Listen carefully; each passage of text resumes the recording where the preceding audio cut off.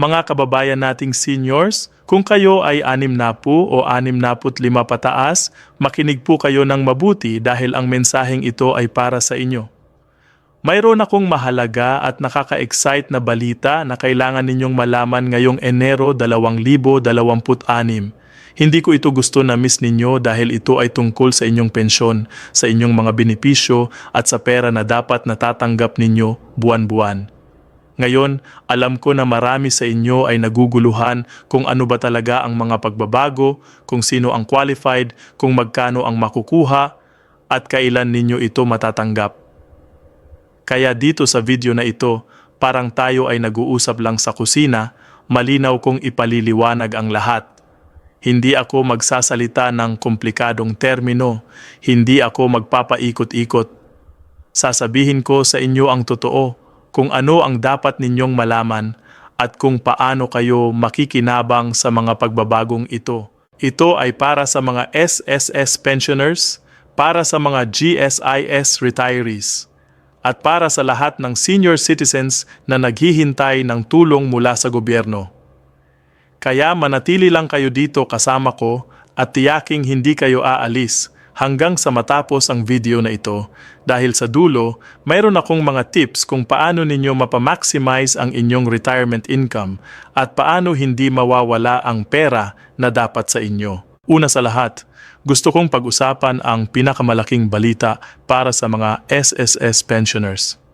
Mula noong Setyembre 2025, nagsimula na ang 3 taong pension reform program ng SSS.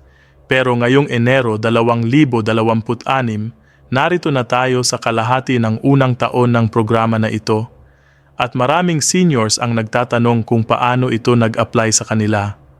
Ang totoo, kung kayo ay retirement o disability pensioner ng SSS as of August 31, 2025, nakatanggap na kayo ng 10% increase sa inyong monthly pension noong Setyembre 2025.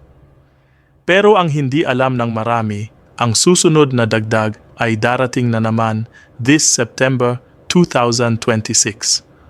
Opo, tama ang inyong narinig. Makakakuha ulit kayo ng another 10% increase sa inyong pension sa Setyembre ng taong ito. At sa September 2027, may isa pang 10% increase. Ibig sabihin, after 3 years, ang inyong pensyon ay tataas ng 33% in total. Halimbawa, kung ang inyong pensyon ay 10,000 piso bawat buwan noong Agosto 2025, nagtaas ito to 11,000 piso noong Setyembre 2025. Come Setyembre 2026, tataas ito to 12,100 piso. At sa September 2027, aabot na ito ng 13,310 piso. Yan ay additional 3,300 at 10 piso every month para sa inyo.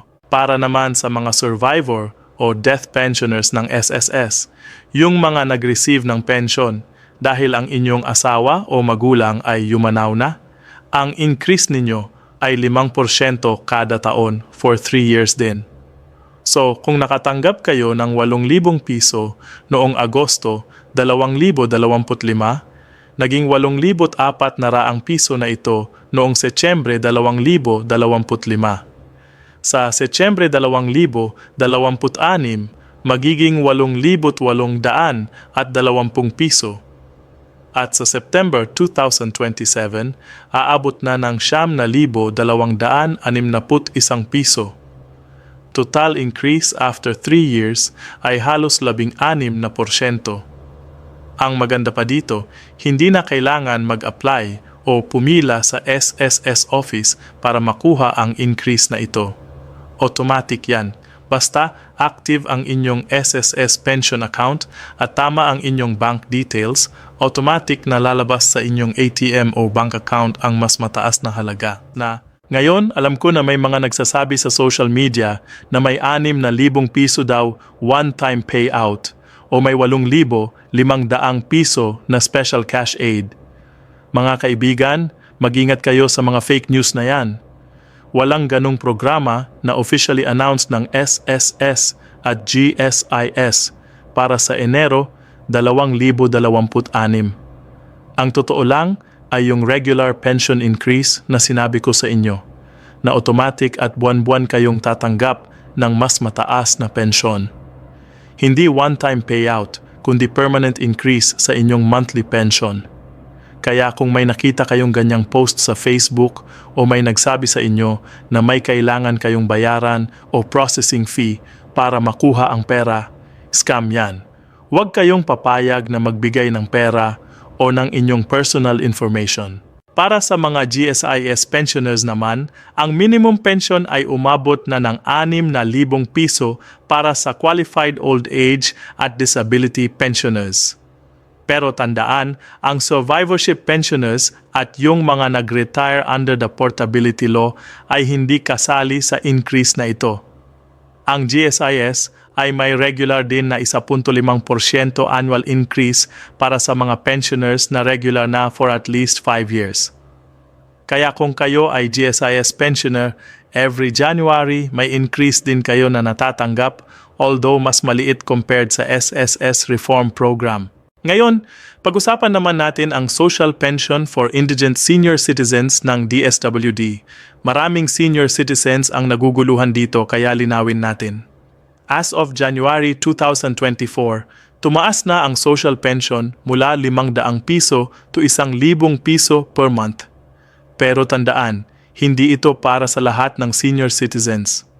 Ito ay para lamang sa mga indigent seniors, ibig sabihin yung mga mahihirap, frail, sickly o may disability at walang ibang pensyon mula sa SSS, GSIS o private companies. Dapat wala kayong regular source of income at wala kayong support mula sa mga kamag-anak na sapat para sa inyong daily needs. Ang payout ng social pension na ito ay every 6 months, so tatanggapin ninyo ito ng 6,000 piso twice a year. Usually ang schedule ay Enero hanggang Hunyo, then Hulyo hanggang Disyembre. Pero ang exact date ay depende sa inyong municipality at sa schedule ng DSWD field office ninyo. Mga kaibigan, importante na maintindihan ninyo na hindi pwedeng mag-double dip dito. Kung nakatanggap na kayo ng SSS o GSIS pension, hindi na kayo qualified sa DSWD social pension. Yan ay para talaga sa mga walang ibang pensyon at talagang nangangailangan. At kung nakakatanggap kayo ng social pension pero biglang nagkaroon ng pensyon mula sa SSS o GSIS, dapat ninyo i-report ito sa DSWD. Kasi kung hindi, baka ma-disqualify kayo at kailangan pa ninyong ibalik ang pera na natanggap ninyo na hindi dapat sa inyo. Ngayong Enero 2026, may bagong pagbabago din sa senior citizen discounts na kailangan ninyong malaman. Mayroong pending bill sa Congress na nagpropose na tanggalin na ang booklet requirement para sa senior citizen discounts. Ibig sabihin, sa hinaharap, yung senior citizen ID lang ninyo ay sapat na para makakuha ng 20% discount sa medicines, groceries, restaurants, at iba pa. Pero habang hindi pa ito officially approved at implemented, dalhin pa rin ninyo ang inyong booklet kasama ng ID. May mga additional benefits din na isinusulong tulad ng 2,000 piso tollway discount for expressways, increased utility discount from 5% to 15% para sa kuryente at tubig hanggang 200 kilowatt-hours consumption at 20% discount na rin sa online purchases. Pero mga kaibigan, tandaan na these are still pending bills. Hindi pa ito batas ngayon, so huwag kayong magagalit sa mga establishments kung hindi pa nila ito ino-offer. Abangan lang natin ang official announcement once na ma-approve na ng Congress at ni-sign ni President Marcos. Pag-usapan natin ngayon ang payout schedules para sigurado na hindi kayo makakaligtaan ng inyong pensyon. Para sa SSS pensioners, ang payout date ay nakadepende sa last digit ng inyong SS number. Kung ang last digit ng inyong SS number ay 0, 1, 2, 3 o 4, ang inyong pension ay credited sa inyong account between the 1st and 15th of the month. Kung ang last digit naman ay 5, 6, 7, 8 o 9, ang payout ninyo ay between the 16th and end of the month. Kaya tingnan ninyo ang inyong SS number at tandaan kung kailan kayo dapat mag-expect ng pera. Para sa GSES pensioners, ang usual pension payment ay every 8th day of the month, pero pwede itong mag-vary depende sa weekends at holidays. Kaya kung ang ikawalo ay weekend, usually ang payout ay sa unang business day after that. Nabanggit ko kanina ang 13th month pension para sa SSS retirees. Opo, meron yan. Every December, automatic kayong tatanggap ng additional 1-month pension. So kung ang regular monthly pension ninyo ay 12,000 piso, sa Disyembre, makakakuha kayo ng another 12,000 piso as 13th month pension. At may additional 1,000 piso pa na benefit on top of your monthly pension na nagsimula noong Enero 2017. Kaya sa total, mas malaki talaga ang natatanggap ninyo compared to the basic computation. Para sa mga survivor pensioners na may dependent children, may dagdag pa kayong dependents pension na 250 piso per child hanggang 5 children maximum or hanggang 1,250 piso additional per month. Ngayon, pag-usapan natin ang mga bagay na dapat ninyong iwasan para hindi mawala ang inyong pensyon. Una, tuwing taon ay may Annual Confirmation of Pensioners o ACOP. Dati, kailangan kayong personally pumunta sa SSS o GSIS office para mag-confirm na buhay pa kayo at qualified pa rin kayong tumanggap ng pension. Pero ngayon, naging mas madali na ito. Ang SSS ay nagpartner na sa Philippine Statistics Authority para automatic na ma-verify ang inyong status.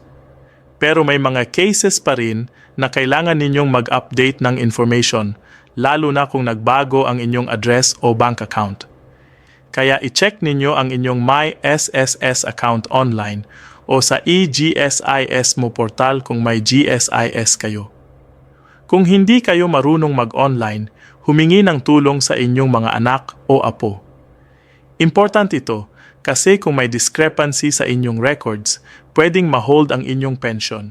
Pangalawa, kung ikaw ay survivor pensioner at nag-asawa ulit o nagkasamang bahay na, dapat ninyo i-report ito sa SSS o GSIS.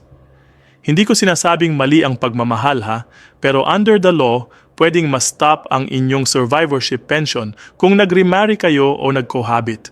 Kaya para walang problema, i-report ninyo ito para hindi kayo ma-penalize later on. Pangatlo, kung ang inyong mga dependent children ay nag-aasawa na, nagtrabaho na, o umabot na ng edad 21, dapat din ninyo i-report ito kasi ang dependents pension para sa kanila ay dapat na ma-stop na. Kung ipagpatuloy ninyong tumanggap ng dependents pension kahit hindi na qualified ang inyong mga anak, yan ay considered overpayment at kailangan ninyong ibalik ang excess amount plus possible penalties pa.